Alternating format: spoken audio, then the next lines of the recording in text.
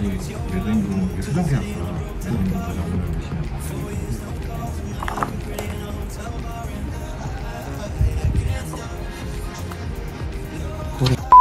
드디어 잔금을 하고 이제 저희 집이 된 저희 동에 들어갑니다.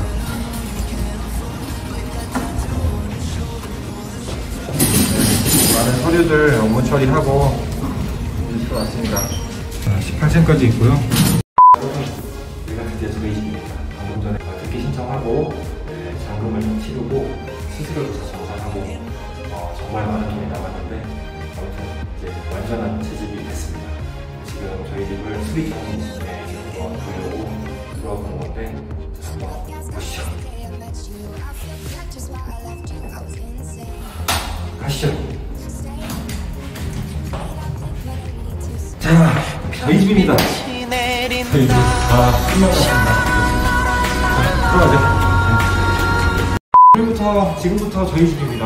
자, 보세요. 거실, 베란다. 베란다가 굉장히 커요. 넓고. 자, 그리고 여기 보시면 다른 방.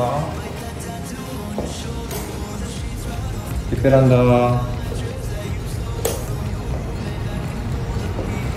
주방. 좀 넓어서 좋아요. 감회가 너무 새롭고 좋습니다. 자, 수리 전인데 수리하고 나서 어떻게 바뀌는지도 제가 이 영상을 담을 겁니다. 안방이고요. 보시면 안방 화장실. 아직도 이게 저희 집이라니 믿기지 않습니다. 자, 여기가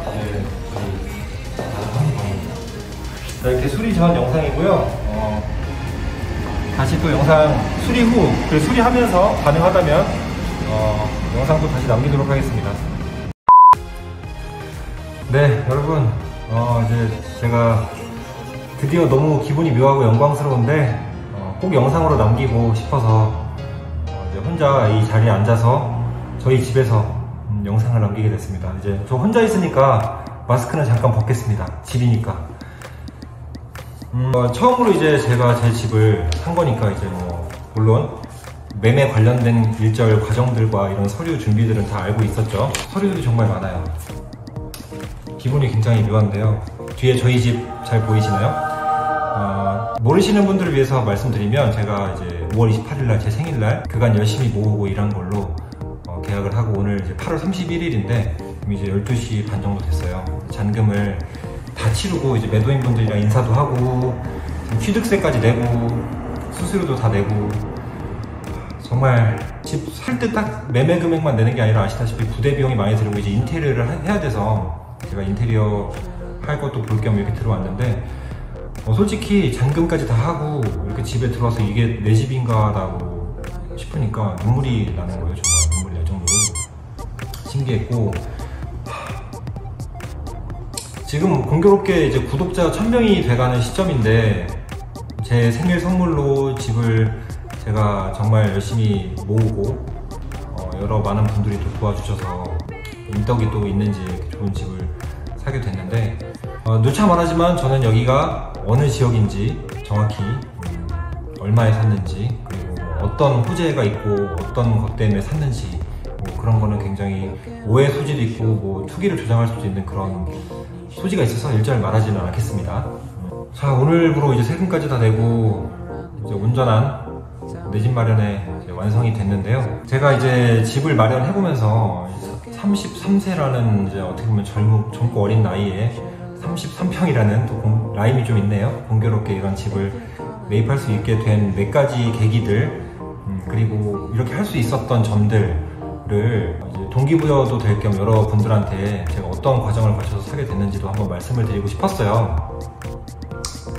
먼저 이제 20대 저는 20대 때 아르바이트를 40개 이상 했었고 굉장히 많은 다양한 일을 했고 학비부터도 제가 장학금을 받고 다닐 수 있도록 그렇게 노력을 했고 생활비도 제가 벌어서 썼고 그렇게 해서 한 푼 두 푼 모았는데 결론적으로 이 20대에 10대가 자아, 정체성을 형성하는 시기라면은 20대는 사회적 정체성 그리고 경제적인 관념에 대한 초반 습관 정체성을 들이는 시기라고 생각하거든요.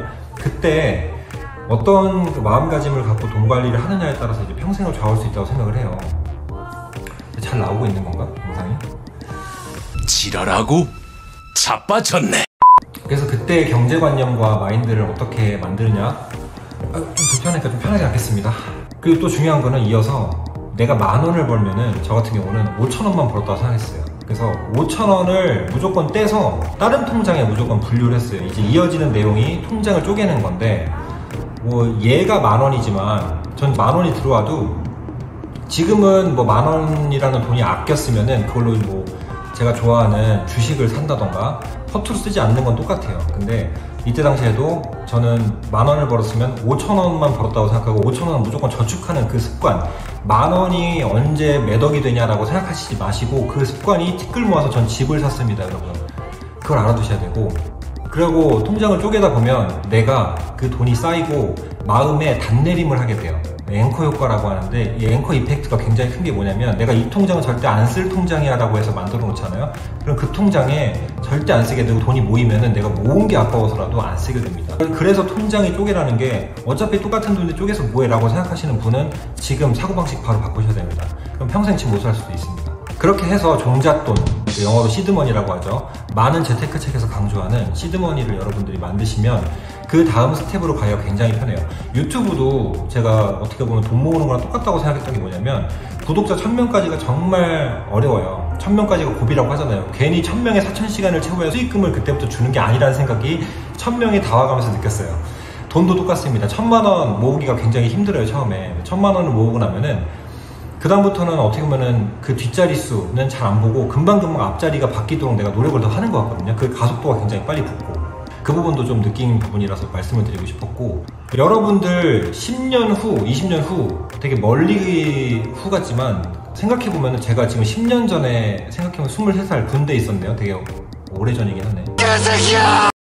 아무튼 제가 돈을 모았던 거는 이전 영상에도 얘기했지만 7년, 8년 전이에요. 그때 학자금 대출 있는 거 갚고 그때부터 무일푼으로 이제 시작해서 7년, 8년 동안 돈을 모아서 집을 서울 수도권에 얼마나 비싼 가격이겠어요. 그 돈을 살 수 있었던 계기, 살 수 있었던 이유들은 제가 지금 앞서 말한 것들이 근간이 됐습니다.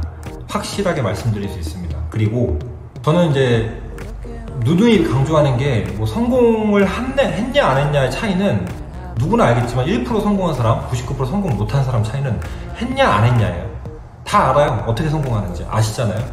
근데 그거를 저 같은 경우도 나태해지고 뭐 그럴 때마다 동기부여를 받을 만한 스승이 있으면 좋고, 그게 없다면 책을 정말 많이 읽었어요. 저는 1년에 100권에서 150권 읽는다고 말씀드렸는데, 물론 자격증 공부할 때는 솔직히 뭐 당연히 어떻게 100권을 읽어요? 말도 안 되고, 제가 또 다른 일도 여러 개를 하는데 그거는 거짓말일 수밖에 없는 거고, 그럴 때는 뭐 몇 권 못 읽죠. 근데 평소에는 제가 일주일에 3권 정도씩은 무조건 읽으려고 하거든요. 많이 읽으면 5권까지 읽어요. 근데 그렇게 하면서 꼭 끼는 게 부동산 쪽은 무조건 끼고, 자산 관리, 그러니까 재테크에 관련된 것들 아니면 상식, 정보 등은 필수적으로 얻어요. 그 다음에 나머지 인문, 뭐 철학, 경제, 역사 이런 부가적인 지식 정보들을 또 취득하기도 하는데, 이런 취득했던 정보들이 정말 살이 된다는 거 확실히 말씀드릴 수 있습니다. 정말 피가 되고 살이 됩니다. 그리고 이런 투자 마인드를 정립하는데 이런 책들이 누적되면서 내가 사고방식이 주입이 돼요. 그리고 지식은 덤으로 쌓이고, 그렇게 되면서 중요한 건 액션입니다. 저도 몇 년 동안 모으고 어떤 가계부를 쓰고, 저는 항상 가계부를 20대 때 초반부터 계속 썼거든요. 가계부를 쓰고 지출을 통제하면서 이제 투자 마인드를 정립을 했어요. 그리고 책을 많이 보면서 메모장에 몇 년 동안 쌓아온 것들 데이터, 저만의 데이터를 만들었어요. 그렇게 되면서 내가 받았던 집들, 내가 볼 집들을 계속 캡처해놓고 사진 폴더를 정리해놓은 다음에 거기에 실거래가가 어떻게 오르고 있는지, 어떤 호재가 있는지 등을 계속 파악했어요. 그러면서 확신이 들었을 때 저는 바로 액션을 취했습니다. 근데 그 액션을 취할 때 몇 억이라는 돈이 제가 있어서 샀겠습니까? 그게 아니잖아요. 그런 거 아니잖아요. 부동산의 가장 큰 장점이 뭐예요? 레버리지잖아요. 이 레버리지를 저도 이제 일으켜서 산 건데, 물론 법에 저촉되지 않는 한도에서, 그리고 요즘 아시다시피 부동산에 관련된 굉장히 많은 법들이 다양하게 나왔으니까 기존의 다주택자분들은 주의하셔야 되고, 지금 저는 1주택 생애 첫 내 집 마련을 기준으로 말씀을 드리는 거예요. 그럴 때 대출 레버리지도 굉장히 괜찮고, 그리고 차용증을 써서 가족에게 내가 은행 대출이 싫다면은 가능한 범위에서 법정 이자를 정해서 차용증으로 가족에게 쓰고 가족에게 매달 이자를 주는, 내가 다른 사람한테 돈 주기 싫으면은 이렇게 해서 하는 방법도 괜찮아요. 왜냐면은 우리가 주식 투자나 무모한 투자가 아니라 이 집이라는 데에 들어가 있기 때문에 부동산은 하방 경직성이 있잖아요. 그러니까 가격이 어느 정도 고평가되어 있고 거품이 껴있는 곳이 아니다라고 느껴지면은 가격이 이 이상은 떨어지지 않는다는 확신은 있어요. 그런 확신이 있을 때는 집에 들어가 있기 때문에 가족들 혹은 지인들도 어느 정도는 담보를 믿고 빌려줄 만한 그런 요소가 있거든요. 그러니까 그 부분도 참고해 줬으면 좋겠고, 저도 그렇게 실질적으로 구입을 했습니다. 그래서 이어지는 얘기가 뭐냐면, 절대 자수성가라는 말은 굉장히 거만한 단어라고 저는 생각을 해요. 자수성가가 모든 걸 자기 힘으로 이뤄내는 사람인데 그거는 사실은 힘들다고 봐요. 그러니까 자기가 혼자 열심히 살아서 그런 의미의 자수성가는 맞겠죠. 근데 나 혼자 내 힘으로 다 했어 라는 말은 사실은 힘든 얘기예요. 그러니까 저도 사람이 재산이다라고 느끼는 게 저희 가족, 그리고 주변에 많은 도움 주신, 그리고 이번에 또 저에게 많은 도움을 주신 분들, 제가 일일이 호명을 하진 않겠지만은 도와주신 저희 가족분들 그리고 지인분들 너무너무 감사드리고, 그 용기를 북돋아 줬다 채소로. 아니면 말 한마디에 천냥빚을 갚는다고 하잖아요. 천냥빚이 뭐냐면, 예를 들면 지인을 통해서 거래를 했다. 그러면 500만원, 1000만원도 깎을 수 있는 거잖아요. 사실은 이 매덕되는 집에. 그리고 내가 큰 이자를 부담해야 되거나 융통하기 어려운 돈을 지인들이 저를 믿고 빌려준다. 이런 부분들도 모두 사람이 재산이고 혼자서 할 수 없는 일이잖아요. 그래서 그 부분도 정말 다시 한번 감사드리는 마음입니다.